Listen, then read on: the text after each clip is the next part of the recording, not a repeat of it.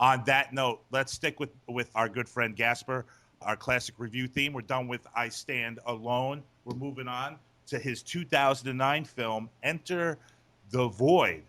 And our very good friend, Joe Christiana, is going to give you the introduction. Joe, let's hear it, brother.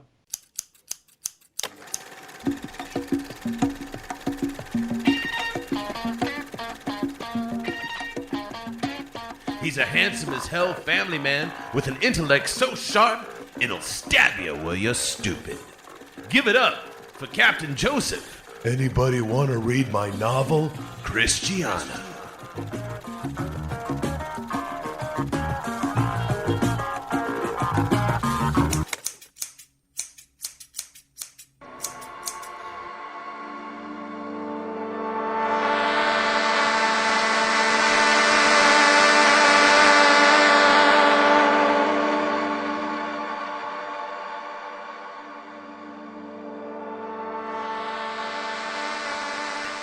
Listen, guys, there's something important I want to tell you.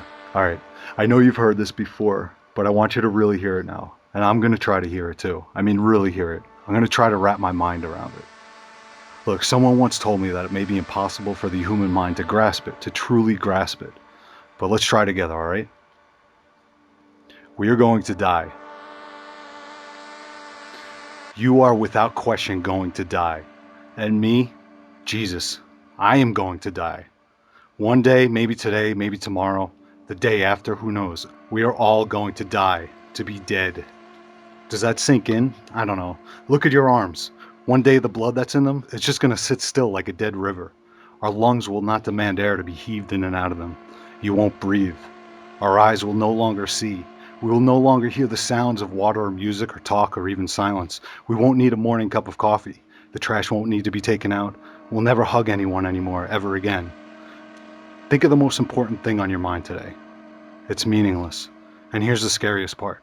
Our brains will no longer have those elusive fishes of thought swimming through it. We will not think, therefore we will not be. We will be non-existent, that's it. Our potentials and prospects and aspirations and emotional motivations will be reduced to exactly nothing. Listen to me, for no truer words have ever been spoken in the history of humankind, and none, perhaps, have been more difficult to comprehend, to truly comprehend. We are going to fucking die. This realization, because of its simplicity and ubiquity, has set into motion the most violent power plays and the most insidious con games this planet has ever seen, namely religion. Each and every one of those compendium of shams has exploited that terror-inducing statement and has lied to legions of people. People like us, if we're honest, who have a hard time wrapping our brains around the sentiment. They lie to us and try to convince us that they know what happens after we die, that they have the answer, and if you follow their instruction manual, that they can help us make it all okay. Gaspar Noé, sorry for the mispronunciation, uses one such reassuring instruction manual, the Tibetan Book of the Dead, along with his nostalgia for magic mushrooms, as the foundation for his 2009 film Enter the Void. Shot entirely from the point of view of the main character Oscar, we experience with him through his perspective, first a drug-induced out-of-body experience, followed by his violent death in a seedy nightclub called The Void, and then his consciousness's journey toward rebirth. Noé is giving us an acid conception of the Buddhist version of what it might be like to die. We hover with the dead man above the city, peering into the lives of those he's left behind, while concurrently experiencing first-person perspectives of his memories and perhaps his future incarnation. The unraveling tale of Oscar's life tells us of how he became a small-time drug dealer and the subsequent entanglements that led to his own death. We also witness his horrific childhood traumas and the ensuing relationship with his sister that comes to surpass all bounds of sibling devotion. Noé's camera is appropriately fluid. There are no obvious cuts as we float from one bird's eye perspective to another. We are not bound by the laws of gravity or even of physics. And just as easily as we enter memories and as freely as we pass through walls and travel through time, we also enter into an aborted fetus and a vaginal canal that's simultaneously occupied with a thrusting penis, the head of which measured precisely 46 inches wide in my living room on my television set during my screening. The film is set in a sort of pinball Tokyo kitsch, a city ablaze in shockingly garish but somehow beautifully sublime neon. And coupled with No's almost tyrannical insistence on maintaining the first-person point of view, the culminating effect is remarkably similar to tripping on acid. The whole film, from its flashing epileptic, fit-inducing titles to its flume log ride down the birth canal, is nothing short of hallucinatory.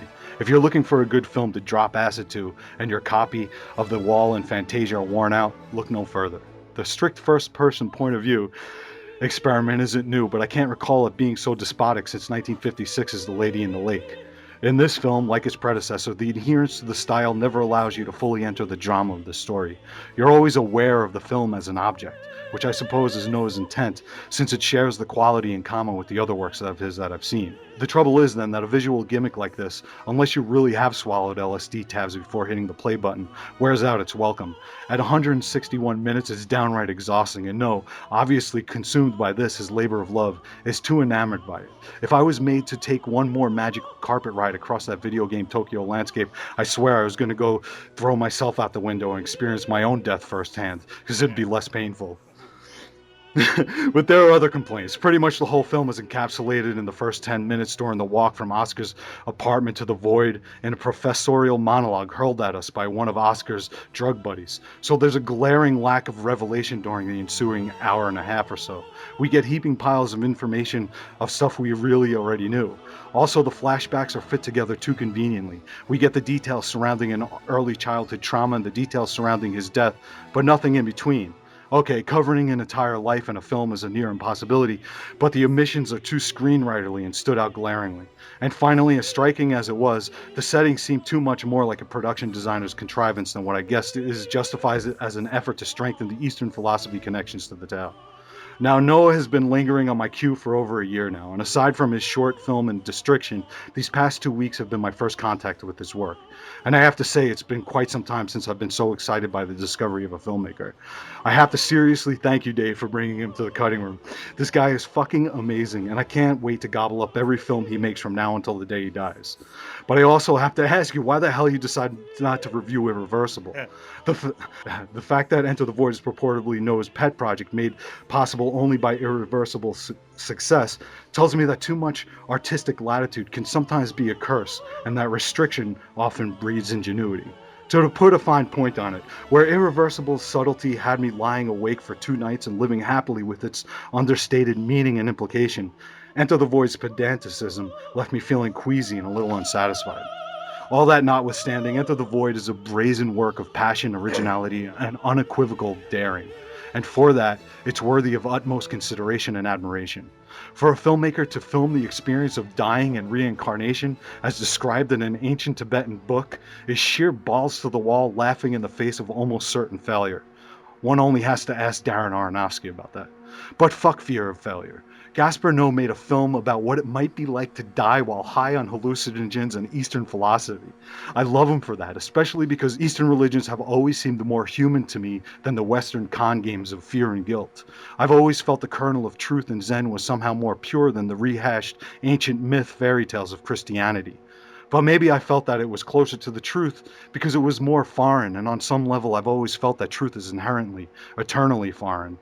That it's not quite graspable in this life, like death itself. Or maybe it's because I haven't taken the time to deconstruct Eastern religions the way I have of the Christian Judeo varieties. And maybe I haven't taken the time to deconstruct them because I don't want to see them deconstructed. That I need a mystery to believe in, that I need something. I need desperately something to be not bullshit. I believe I had an out-of-body experience twice in my life, and both times a sense of elation was followed by a sense of sheer panic. I remember thinking that if I could practice it, then when death actually comes, well, who knows? And I've always had in the back of my mind that who knows should be something not to be put off, that it should be something to devote an entire lifetime to. But what have I been doing except for putting it off? And here's this Tibetan Book of the Dead that sits on my desk right now. It states these things I was groping at naively and dumbly, and it stated it so long ago. There must be something there, no? Well, I rummaged through that Tibetan Book of the Dead this week. No, I approached it with extreme trepidation, and as I read over those ancient lines, the mandates and tantras and jargons and practices, I felt that cynicism creeping into me like a cancer, and every time I felt it, I shut the book as quickly as I could. Maybe I'm just not ready for it. And I don't know what Noah is doing exactly with this film here. Honestly, I suspect that he's just fishing around, poking at potential, experimenting with the form, that he's just playing. But maybe he really is looking for answers. Or maybe it's just wishful thinking. So, Enter the Void, man, it was a trippy friggin' movie, man. What did you think, Tom?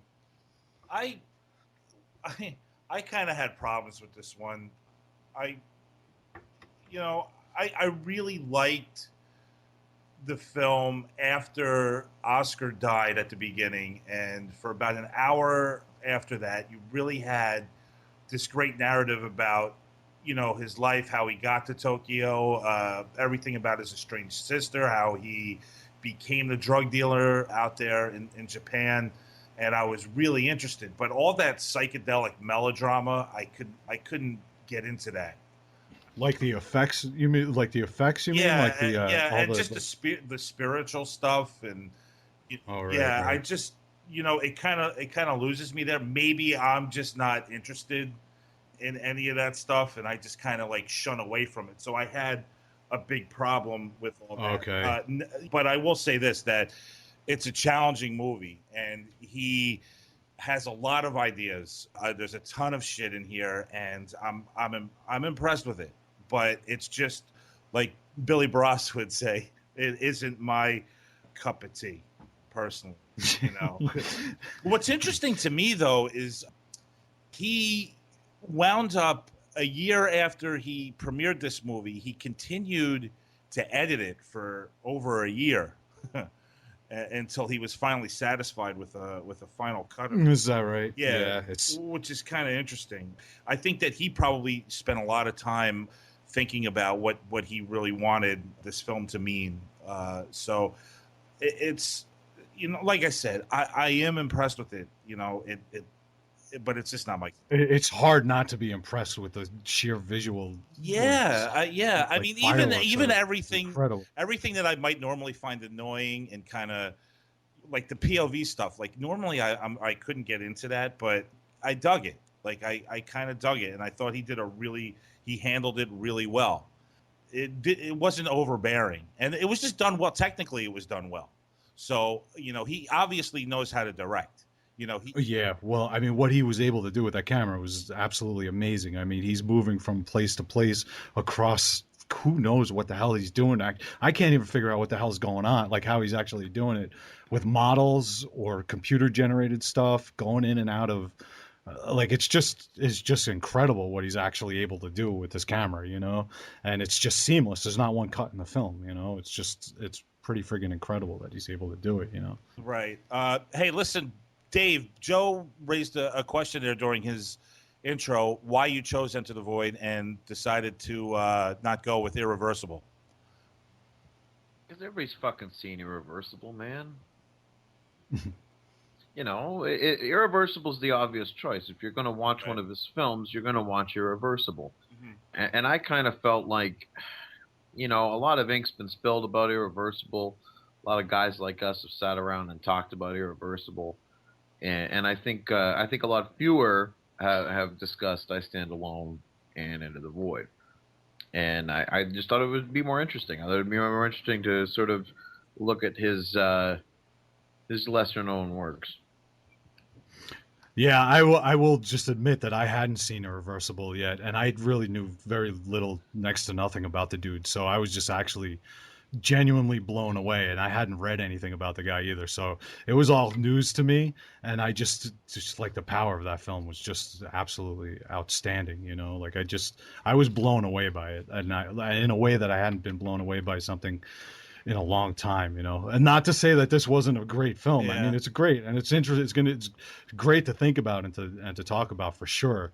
But that Irreversible, man, that's something to behold. I think what might be going on here too is that I Stand Alone is obviously a play off of Taxi Driver, so to say. I think I Stand Alone is somewhat successful by doing that. I think that this is kind of like his 2001. And it's just like really just falls short in a big way. I couldn't get into it. I'm interested to hear what Billy has to say about it, actually. I really enjoyed it. I mean, the first time I watched it, I watched it at home, and I was on weed at the time, and so Nice. I was smoking weed the whole time. And I Yeah, was bro. really into it, but I was also conscious of the fact that I was like, this is kind of a lava lamp a little bit. Like, this movie's designed to kind of make you trip anyway, you know. Right. And so I saw it the second time now, and I'm still just incredibly impressed with it. I think that the story has limitations. Like, I do think it could have been shortened, but honestly, it kind of hits my Achilles heel a little bit, which is the visual style of it is so overwhelming. I have a hard time getting past that sometimes, you know. Like, I'm just so impressed with the visuals. I kind of just swim in them, you know. I will say, you had mentioned the he spent a year tweaking it. He actually spent, I think, over a year. After the con premiere, it was incomplete, and he spent another year. It actually showed at two other festivals before it was completed Really? because they were doing special effects on it for like a year and a half, which makes sense. You know, like a lot of those shots where, you know, the camera floats up through the ceiling and over a wall and into the street and across the city. You know, like all that stuff is, you know, digital models that he was creating. And so a lot of that stuff is seamless because they're digital bridges between the cuts, you know. But holy hell, man. I mean, if you've ever been on mushrooms or whatever, there's some scenes in there where you're just like, I've never seen a movie actually capture the feel and the look of some of that stuff. And he's literally the first guy I've ever seen to do that. So I was pretty blown away by that. Well, allegedly that was his intent. Yeah, he called it like how did he refer to it? Like a completely legal, inexpensive drug trip. Like, yeah, he was like, if absolutely. you've never done any of this stuff, here you go, kids, give it a try. Oh yeah, you know, someone told me that I forget the name of the drug. It's like HT something. Dave, DMT. DMT. Yeah, you know, it's funny you said that, Billy, because someone told me that there's a scene in this movie where there's like kind of like these, like I guess it's kind of like a bunch of box. It's like a grid. And that's kind of like the way you feel when you're on that drug, is that like everything is kind of like gridded. And, you know, obviously that's what No's trying to do, right, Pace? Is make you, you know, see what it might be like to take some of these Absolutely. drugs. One of his stated intentions was to make a film that simulated a total drug freak out, like, to the letter. And I agree. I don't think I've ever seen somebody be more successful at doing that. Wow. So this is a really good drug movie, Dave. It's possibly the best. I mean, best It drug movie may ever be. made. It may be. from the perspective of like, is it simulating what that experience is like? And yeah, it's incredible. Like, I saw stuff that I was like, oh my god, yeah, I remember that. Yeah. Right at the beginning, man, when he's in the toilet and the camera pans around and the tile grid in the wall starts to curve, and then it goes right up into the light, and it like just gets lost in the light at the top on the ceiling for like a minute, and you're just like, oh my god. Like, if you're not high before that movie, you will start getting high at that point. It's pretty amazing. Billy, I think I should try to watch this movie stoned. Yeah. It operates on your brain. It really does. The visuals of this film operate on your brain. It's so funny. I've come so far away from like watching movies, whether I'm drinking or taking any kind of drugs. Like, I don't even bother to do it. Whereas like 10, 15 years ago, it's like I wouldn't watch certain movies unless I had a joint, you know, or I had a couple beers in me. And now I refuse to do it. But this movie's starting to make me think that maybe I should start taking some drugs when I watch some movies. Yeah, that's the answer, Tom. You should take more drugs. Yeah, that's what I'm missing. To all our listeners. Joe, am I wrong? You know? I'm coming down next weekend with a bag of mushrooms, and we're gonna sit around and watch this movie. Well, you know, I couldn't. Hey, listen, I've only watched one movie on acid. I don't know how you do that. How would I don't really... because I was by myself. I took acid by myself one time. What did you watch? watch? My god! Yeah, I did. What did you watch? You won't. It's so weird that Midnight Express. Oh my god! Oh my god! It was like, oh my god! What happened when you got to the shower scene? Oh. I don't know. Did you have a sexual awakening? I was watching that scene, and then the next thing I knew, I was like naked in my shower. Oh my god! It's just completely. But I swear, like listen. What happened was one summer I'd bought like a half a sheet of acid. I mean, this is like when I was like in my early 20s. So I had I had like 50 hits of acid.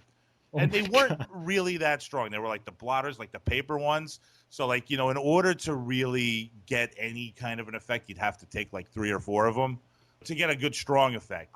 For some reason, I was doing I was writing some poetry one night. I mean, this is when I was like doing my band thing. So it was like really, I wouldn't, give a fuck. Plus, my hero at the time was like Jim Morrison. So I'm like, yeah, fuck it. I got acid. It's 2:00. It was 2:00 in the morning. I just decided to take it. Oh, yeah, it was a good idea. That's a really good idea. That's the kind of idea you have at that age. Yeah.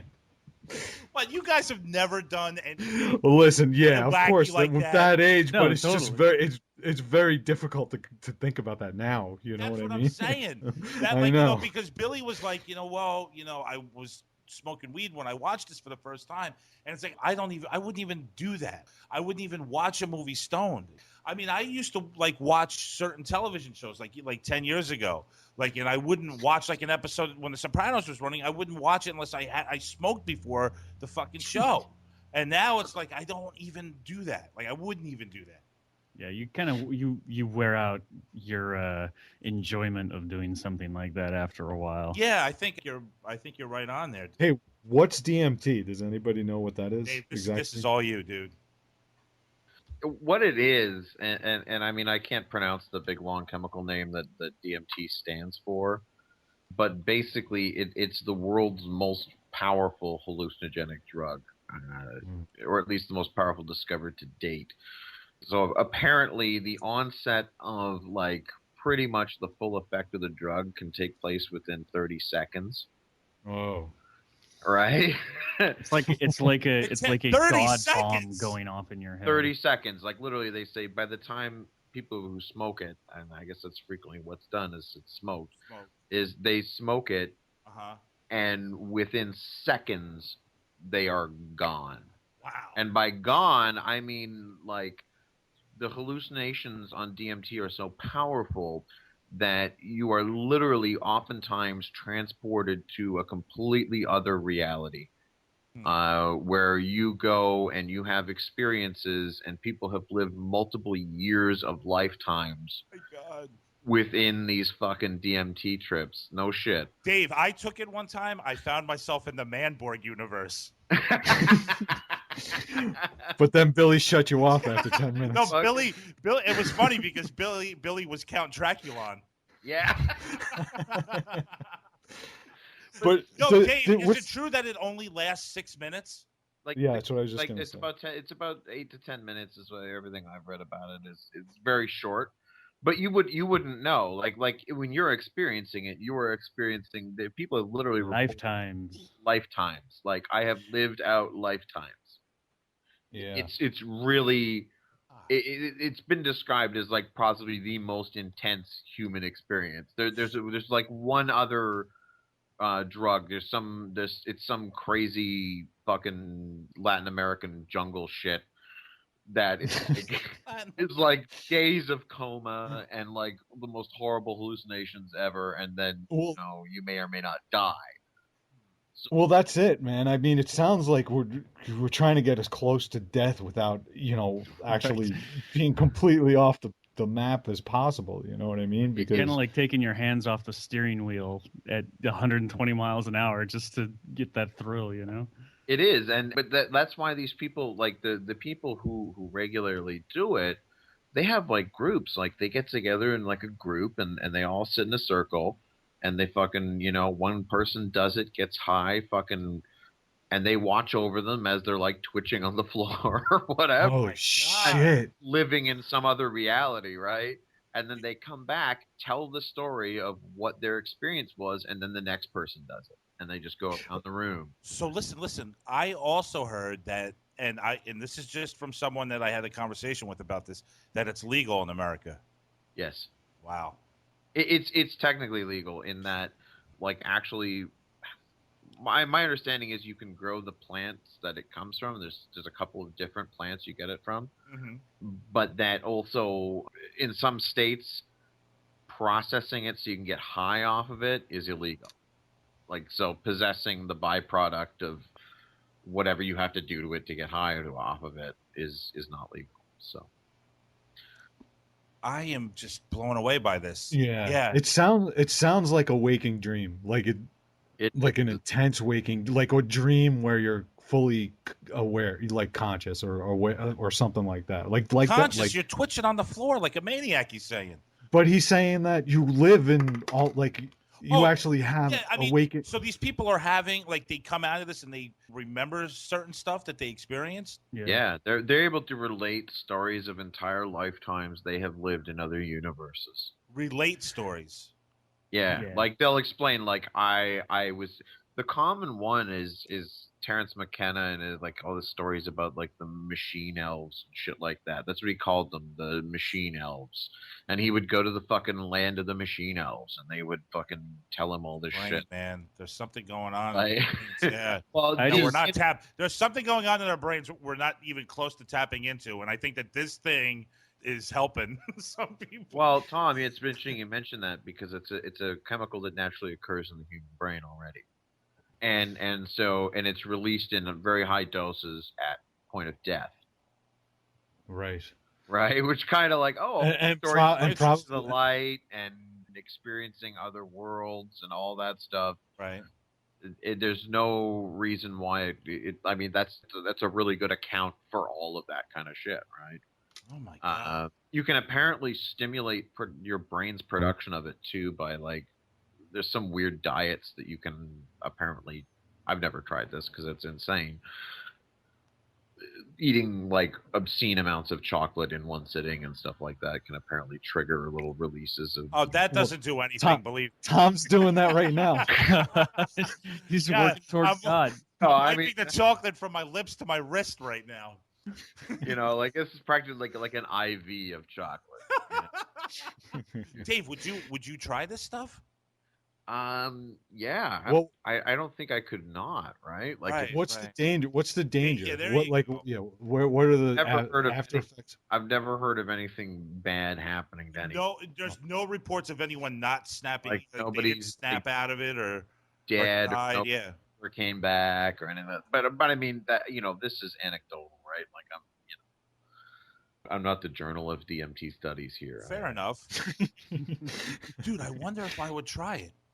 But we should try it for the next episode. No, seriously, like you can go. There are places in California, in particular, of course. Right.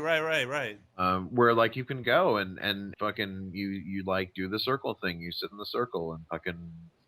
It's like the parties like Tim Leary used to have and shit like that, you know, or like he'd have everybody over to his house and all like fucking trip out and incidentally go through the Tibetan Book of the Dead and shit like that. Hey, Billy, would you try it? I mean, because you're obviously willing to give anything at least 10 minutes, right?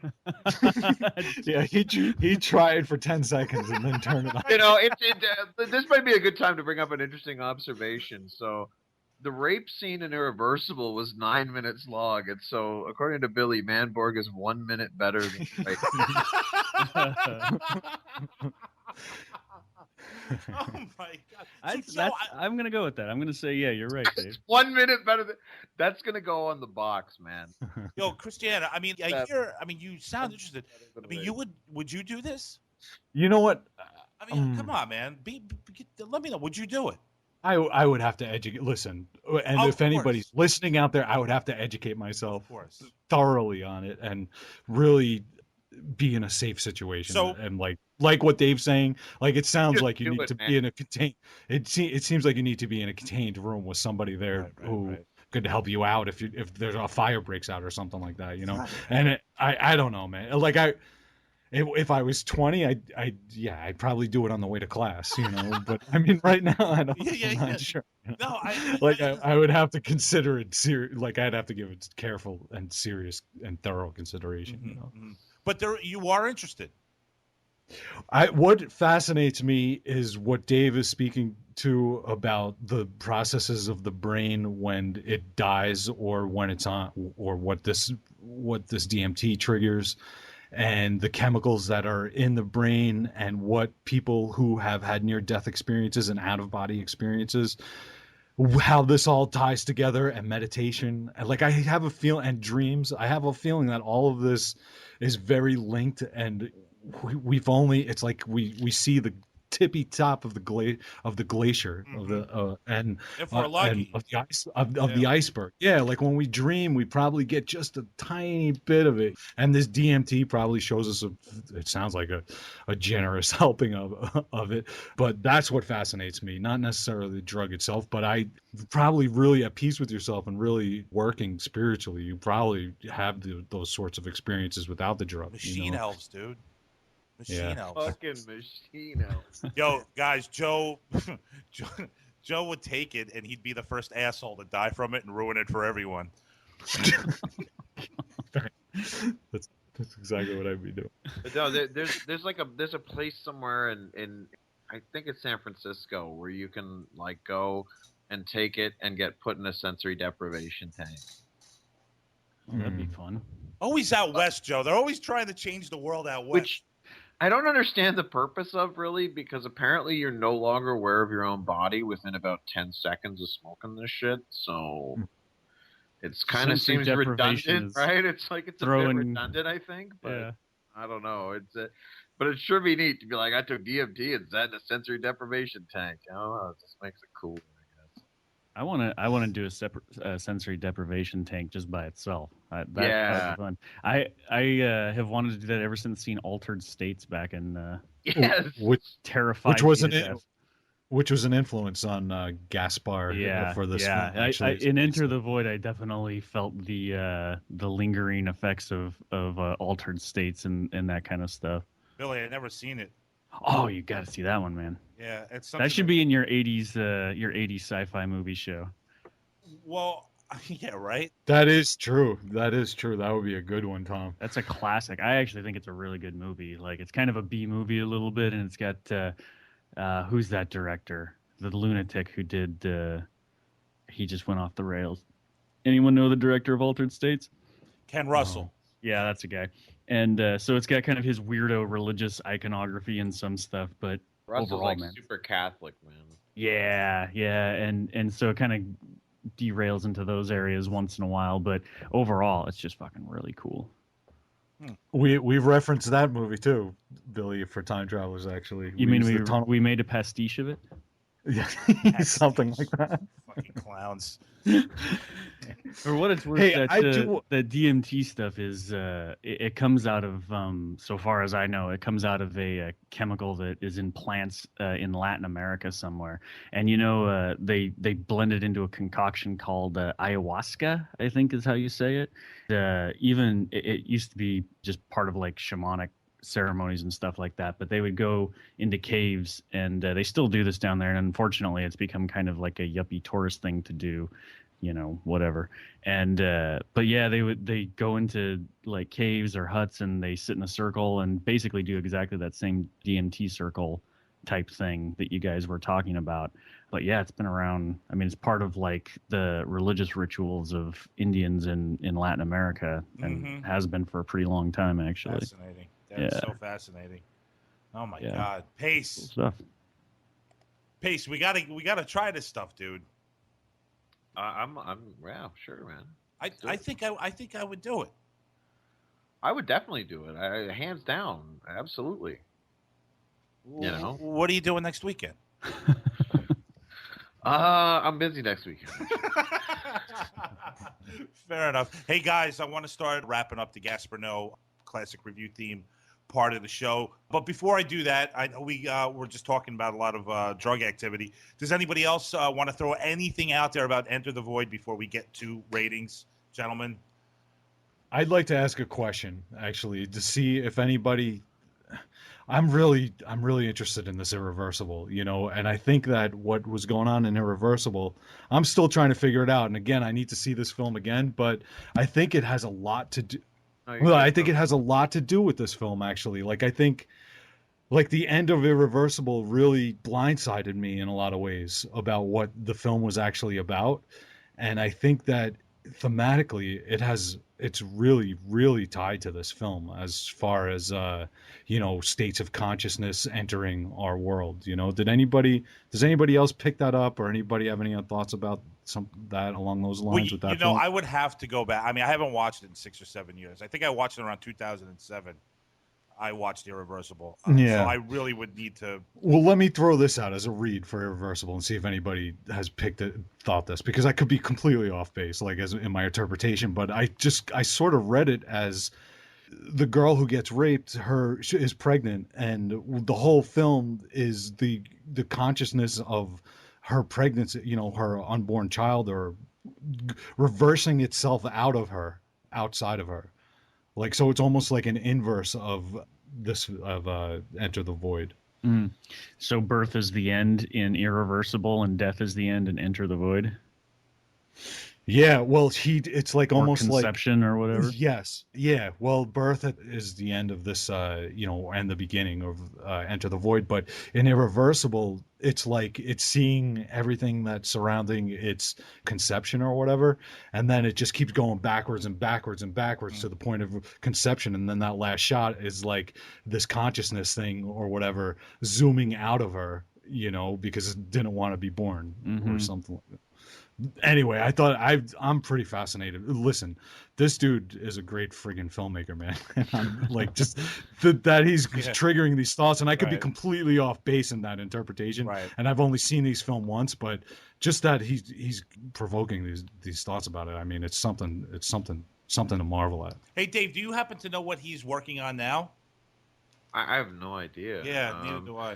Eli Roth tweeted a picture with him at Coachella. Fuck Eli Roth, dude. Eli Roth. I don't know. Fuck out of here. Dave, don't ever mention Eli Roth on this show again, please. Okay. Guys, let's get the ratings. I'm going to start with Dave Pace. He picked the theme tonight, man, and he really took us on a wild ride, dude. And I got to thank him. Pace, buy, rent, avoid. Buy, rent, avoid. What are you doing for Enter the Void? I buy it, man. Fucking just buy it. Shut up. Buy it. Shut up and buy it. What are you wasting your time for? Joe, what are you doing? Yeah, certainly a buy for it, especially for anybody who is into hallucinogenics and psychedelics. Absolutely. It's a must-have, actually. Billy Barassa. I would say, yeah, if you're at the right age and bent of personality, this is an own, no doubts about it. Otherwise, it's available on Netflix Instant right now. Check it out. Try before you buy. I was going to let it. Yeah, definitely. It's on Netflix. I'm going to stick with you guys. I think it's something that should be thrown in your collection. It's a challenging movie, and I got to tell you, it's not my kind of movie. But dude, you watch this movie, and the whole next day, your thoughts are fucking racing everywhere, dude. Like, I mean, just everywhere. I mean, this dude as a filmmaker is extremely challenging, and he's awesome. So please, people, check out some Gasper No. Guys, that's going to end our classic review theme, and we're going to start wrapping up the show, gentlemen. It's been quite an interesting evening.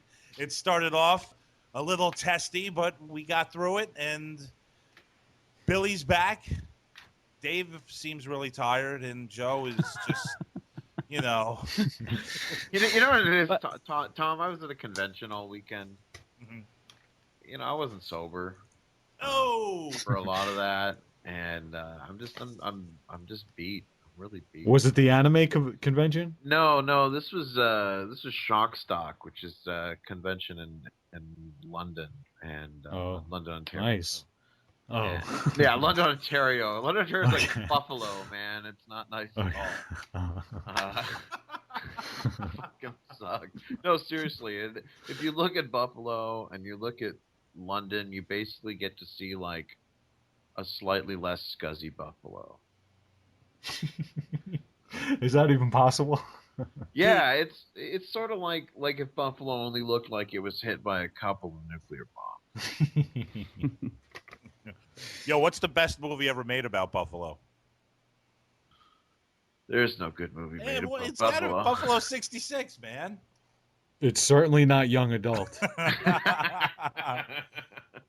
If you want to hear me spit, piss, and fury, assign me that film. What, Buffalo Because 66 or no, young adult. young adult? Why do you hate that Yeah. movie so much? Oh my god, I can't friggin' stand the. So why do you hate in general? I love every friggin' movie that we review. I feel like in almost every. Well, I guess I shouldn't say that actually. Young adult, man. Have you seen it, Billy? Yeah. Just the screenwriter contrivance in that film is just beyond comprehension to me. I just like the things that she pulls out as a twist at the end is just the most contrived sin that I've ever seen committed to a friggin' film. To be honest with you, I don't remember hating it quite that much. I feel like I need to watch Manborg and Young Adult again. What is young adult? I've never even heard of it. It's with Charlize Theron, directed by Reitman, the young Reitman. His kid, Jason Reitman. Jason Reitman, and written by Diablo Cody. I'm gonna. Well, that tells you everything you need to know right there. Right. Now, Jason Reitman, is he the kid, the son that did Up in the Air, or is that someone? Which I liked, which I thought was good. Yeah. I think I'm gonna. Have to see, I like Young Adult better than Up in the Air. Wow. Oh boy, we got to get together on the. You guys want to see Joe and I get into a fight finally and stop agreeing with each other? This may be the episode. We definitely have to figure out a way to get you and Billy going at each other's throats, man. Well, it sounded like we would have done that on the Pierre Junot. I was just about to say that, but Billy, he wasn't doing that one. He wasn't available. The thing is that when you don't like the movies, it makes for more interesting conversation. Absolutely. Even if it's uncomfortable. Now, did you not like? Hey, Billy, did you not like Junot because of that alien thing that he did? Oh no, he's for ruining Alien. What was the Alien movie he did? Resurrection or something? Resurrection. No, I mean that's obviously an awful film, but no, he's just not really my style. You know, like he's a little too cute for me. He's too whimsical. I mean, it's again the skill level that he has in creating those worlds is amazing, but it's just not my. Right. Joe is convinced that it's an issue of his style being too similar to mine for some reason. Every time he loves Jean-Pierre Jeunet, and every time we have this conversation, he's like, I think it's because your guys similar. You know, you're too similar, and I'm like, no, dude. I don't know. I sense a sort of stylistic similarity. See, there you go. Like I will never dislodge this concept from Joe's head. It's my opinion. There. You can't take my opinion away from me, Billy. I'm sorry. That's true, but it's your opinion. But your opinion extends to a judgment of why I don't like him, which is fine if we have a similar style. That's one thing. But me not liking him particularly, that has nothing to do with it. Those are two separate issues. But I think I have a similar thing. What you said before with this is that I get lost in the visual, the mechanics and his cinematic, you know, I just marvel at his cinematic talent or whatever, how he's put film. So I kind of get lost in it, and maybe I get too wrapped up in it. But yeah, I mean, I agree. If you were going to get lost in a style, like his would be one of them, you would do that. It's like Terry Gilliam or any one of those guys. But yeah, it just doesn't quite work for me for some reason. Does Gilliam work for you? I love Gilliam. I wish he had better scripts. I wish he had better control of his story. You know, he just flies off the rails, and I lose interest in the underlying story of what he's doing. But his control over tone, again, is just unbelievable. What's your personal favorite? Fisher King. Really? Yeah, hands down. Wow. Oh, more than 12 Monkeys, huh? I haven't seen 12 Monkeys in a really long time. Brazil is great. I don't know. I have a soft spot for Fisher King. I love. I have a soft spot for Time Bandits. Yeah, I really love Time Bandits. Oh, that's cool. Yeah, love it. Hey Tom, you haven't reviewed a movie in a long time. What's going on? Have you given up reviewing movies? I was wondering when this was going to come up. That's terrible. I mean, I assigned you a movie. I just figured that since I have to be on every show, that I could do that every once in a while. Oh man, you listen. Between you and Max, you guys are abandoning the. But here's the Phasing thing. themselves It's out. funny. It's funny you mentioned that because I was going to suggest because Billy. Listen, when Listen, Max doesn't no, like no, the hold on, films, hold on, he hold on, just hold on, doesn't hold on, hold on. So you just refuse to ignore to review films anymore. No, I don't. I do not. I'm reviewing a film on the next show. And I was also going to say, since, I haven't done it in a few episodes, and Billy brought up Altered States, I was going to have a conversation with Billy after the show, and maybe I was going to put Altered States into the mix, and we do, those three movies. Well, there you go. And I would do, the new release review and Altered States. Now, how does your cigarette smoking factor into I'm that? smoking. Oh, Tom, I'm calling Sherry. I know. I can't believe. Oh, Tom, I come lasted on. 8 days. I tried. I'll try again. Oh, Tom. I hear you. You know what happens is that I go out for a couple of drinks and I buy a pack of cigarettes, and then they're left over the next day, and then I just start doing it again. Yeah. All right. Well, who cares? I mean, do what you got to do. That's all. Who cares? I hear you. But thank you for not caring.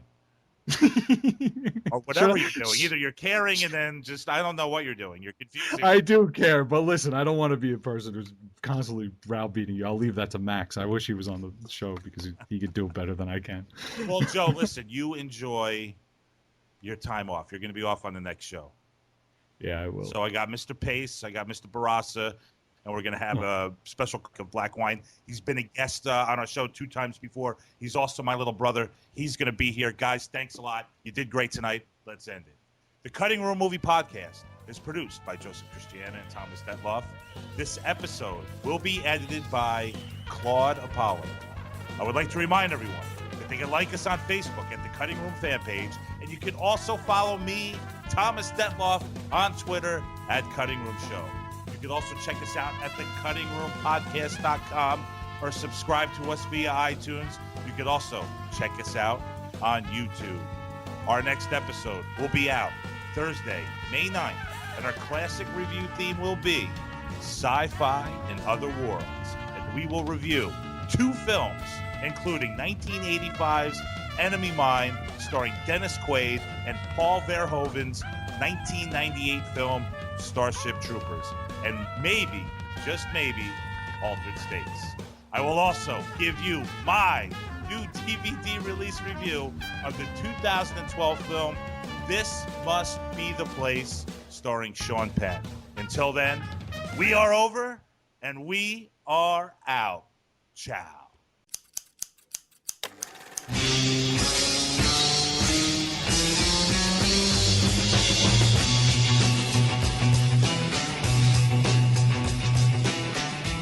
Tune in next time to satisfy more of your strange desires.